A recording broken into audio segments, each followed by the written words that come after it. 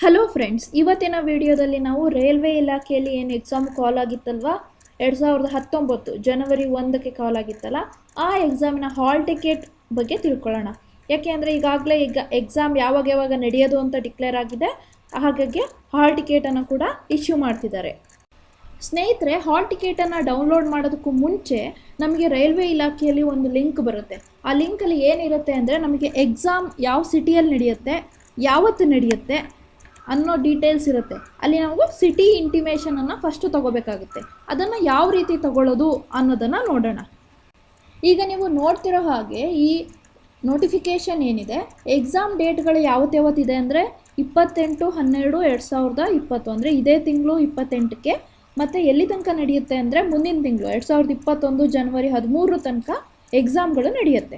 ಆದರೆ ನೀವು hall ticket ಡೌನ್ಲೋಡನ್ನು ಯಾವತ್ತು ಮಾಡ್ಕೋಬೇಕು ಅಂದರೆ 4 ದಿನ ಮುಂಚೆ. ಅಲ್ಲಿ ತೋರಿಸಿದ್ರಲ್ಲ 4 days prior to exam date, 4 ದಿವಸ ಮುಂಚೆ ಅಂದರೆ 24/12 ಡಿಸೆಂಬರ್ 12 ಎಷ್ಟು 24ನೇ ತಾರೀಕು ಬರುತ್ತಲ್ಲ, ಅಂದರೆ ನಾಳೆಯಿಂದ ನೀವು ಈ ವಿಡಿಯೋ ಮಾಡಿದ ದಿನದಿಂದ ನಾಳೆಯಿಂದ ನೀವು ಹಾಲ್ ಟಿಕೆಟನ್ನು ಡೌನ್ಲೋಡ್ ಮಾಡ್ಕೋಬೋದು. ಅದಕ್ಕೂ ಮುಂಚೆ ನೀವೇನು ಮಾಡಬೇಕು, ಸಿಟಿ ಇಂಟಿಮೇಷನನ್ನು ಸ್ಲಿಪ್ಪನ್ನು ಕಲೆಕ್ಟ್ ಮಾಡ್ಕೋಬೇಕಾಗುತ್ತೆ. ಯಾವ ರೀತಿ ಕಲೆಕ್ಟ್ ಮಾಡ್ಕೊಳ್ಳೋದು ಅಂದರೆ, ಈಗ ನಾನು ಈ ವೆಬ್ಸೈಟಲ್ಲ ಲಿಂಕನ್ನು ಕೊಟ್ಟಿದ್ದೀನಿ. ಆ ಲಿಂಕ್ ಕೆಳಗಡೆ ಡಿಸ್ಕ್ರಿಪ್ಷನ್ ಬಾಕ್ಸ್ ಇದೆ ಅಲ್ಲ, ಅದರಲ್ಲಿ ವೆಬ್ಸೈಟಿನ ಲಿಂಕ್ ಇದೆ, ಹಾಲ್ ಟಿಕೆಟ್ ಯಾವ ರೀತಿ ಡೌನ್ಲೋಡ್ ಮಾಡೋದು ಅನ್ನೋದ್ರ ಲಿಂಕ್ ಇದೆ, ನೋಟಿಫಿಕೇಷನ್ದು ಲಿಂಕ್ ಇದೆ, ಸಪ್ರೇಟಾಗಿ ಲಿಂಕ್ ಇದೆ.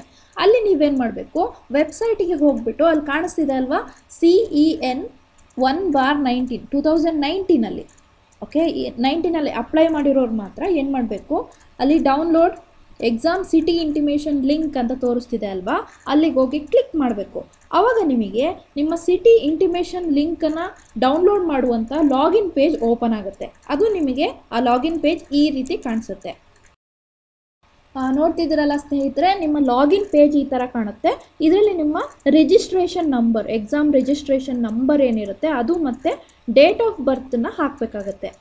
ಕೆಲವ್ರಿಗೆ ಏನಾಗಿರುತ್ತೆ, ತುಂಬ ದಿವಸ ಆಗಿದೆ ಅಲ್ವಾ ಎಕ್ಸಾಮ್ ಅಪ್ಲೈ ಮಾಡಿ, ನಮಗೆ ರಿಜಿಸ್ಟ್ರೇಷನ್ ನಂಬರ್ ಮರ್ತೋಗಿರುತ್ತೆ. ಅಂಥ ಟೈಮಲ್ಲಿ ನೀವು ಸಿಟಿ ಇಂಟಿಮೇಷನ್ ಲಿಂಕನ್ನು ಕ್ಲಿಕ್ ಮಾಡಿದ್ರಲ್ಲ, ಅಲ್ಲೇ ನಿಮಗೆ ಫರ್ಗಾಟ್ ರಿಜಿಸ್ಟ್ರೇಷನ್ ನಂಬರ್ ಅಂತ ಕೂಡ ಆಪ್ಷನ್ ಸಿಗುತ್ತೆ. ಅಲ್ಲೂ ಕೂಡ ನೀವು ರಿಜಿಸ್ಟ್ರೇಷನ್ ನಂಬರ್ನ ಮತ್ತೆ ಕಲೆಕ್ಟ್ ಮಾಡ್ಕೋಬೋದು. ಇಲ್ಲ ಅಂದರೆ ನೀವು ಯಾವುದಾದ್ರೂ ಇಮೇಲ್ ID ಕೊಟ್ಟಿದ್ರೆ ಫಸ್ಟ್ ಕ್ರಿಯೇಟ್ ಮಾಡಬೇಕಾದ್ರೆ ಆ ಇಮೇಲ್ IDಗೆ ನಿಮ್ಮದು ರಿಜಿಸ್ಟ್ರೇಷನ್ ನಂಬರ್ ಮತ್ತು ಪಾಸ್ವರ್ಡ್ ಕೂಡ ಬಂದಿರುತ್ತೆ. ಅದನ್ನು ಯೂಸ್ ಮಾಡಿಕೊಂಡು ನೀವು ಲಾಗಿನ್ ಆಗ್ಬೋದು. ಲಾಗಿನ್ ಆದ ತಕ್ಷಣ ಏನಾಗುತ್ತೆ, ನೀವು ಸಿಟಿ, ನಿಮ್ಮ ಹೆಸರು, ನಿಮ್ಮ ಫಾದರ್ ನೇಮು, ಯಾವ ಸಿಟಿಯಲ್ಲಿದೆ, ಎಲ್ಲಿ ಸ್ಟೇಟ್ ಯಾವುದು, ಅದೆಲ್ಲ ಡೀಟೇಲಾಗಿ ಬರುತ್ತೆ. ಮತ್ತು ಈಗ ಈ ವೆಬ್ಸೈಟಿಗೆ ಹೋಗೋ ಕೆಲವು ಲಿಂಕ್ಗಳನ್ನು ನಾನೀಗ ಡಿಸ್ಪ್ಲೇ ಮಾಡ್ತಿದ್ದೀನಿ. ಅದನ್ನು ಯೂಸ್ ಮಾಡಿಕೊಂಡು ನೀವು ಡೈರೆಕ್ಟಾಗಿ ಲಿಂಕಿಗೆ ಹೋಗ್ಬೋದು. ಈ ನೋಟಿಫಿಕೇಷನ್ನ ನೀವು ಈ ಲಿಂಕ್ ತೋರಿಸ್ತಿದ್ದಲ್ಲ, ಆ ಲಿಂಕ್ ಯೂಸ್ ಮಾಡಿ ನೋಟಿಫಿಕೇಷನ್ ನೋಡ್ಬೋದು.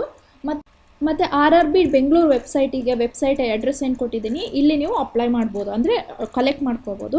ಮತ್ತು ನೀವು HTML ಪೇಜಲ್ಲಿ ನಿಮಗೆ ಯಾವುದು ನೀವು ಯೂಸರ್ ನೇಮ್ ಕೊಟ್ಟು ಲಾಗಿನ್ ಆಗ್ತಿರಲ್ಲ, ಆ ಲಾಗಿನ್ ಪೇಜ್ ಇದನ್ನು ಯೂಸ್ ಮಾಡಿ ಲಾಗಿನ್ ಆಗ್ಬೋದು. ಮತ್ತು ಸ್ನೇಹಿತರೆ, ನಿಮಗೆ ಈಗ ಕ್ವಿಕ್ಕಾಗಿ ರಿವೈಸ್ ಮಾಡೋಕ್ಕೆ ಏನಾದರೂ ಸಿಲೆಬಸ್ ಬೇಕು ಅಂದರೆ ನೆಕ್ಸ್ಟ್ ವಿಡಿಯೋದಲ್ಲಿ ಸಿಲೆಬಸ್ ಕೂಡ ಇದೆ, ಅದನ್ನು ನೋಡ್ಬೋದು. ಮತ್ತು ಈ ವಿಡಿಯೋನ ಲೈಕ್ ಮಾಡಿ, ಶೇರ್ ಮಾಡಿ, ಸಬ್ಸ್ಕ್ರೈಬ್ ಮಾಡೋದನ್ನು ಮರಿಬೇಡಿ.